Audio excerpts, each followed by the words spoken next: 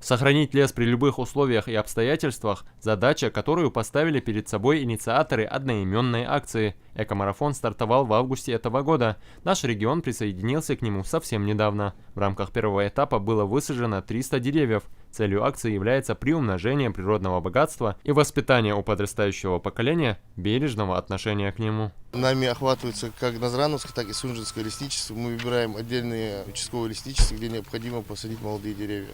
Саженцы акации в количестве 250 были выбраны для увеличения медоносов. Количество растений также не случайно. Акцию было решено приурочить к 250-летию единения Ингушетии с Россией.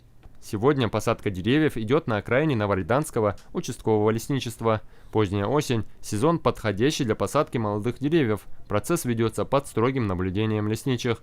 Здесь учитываются все детали, и в их работе нет никаких мелочей. До нашего современного времени это очень большая проблема экология, так как в мире около 41% уже сухих почв, на которых проживает 2 миллиарда человек. Но я считаю, если сейчас халатно отнестись к этому вопросу, то наши последующие поколения, даже правнуки, столкнутся с очень большой глобальной проблемой.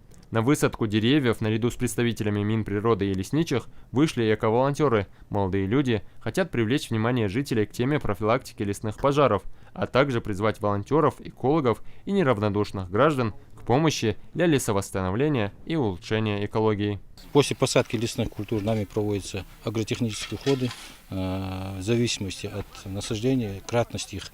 Первый год посадки пятикратный уход, потом в дальнейшем на кратность уменьшается, и в пятилетнем возрасте мы при приживаемости 80-85% переводим в покрытые лесом земли эти участки.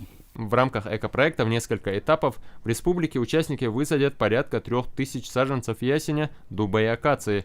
В общей сложности будет озеленена территория площадью около 5 гектаров.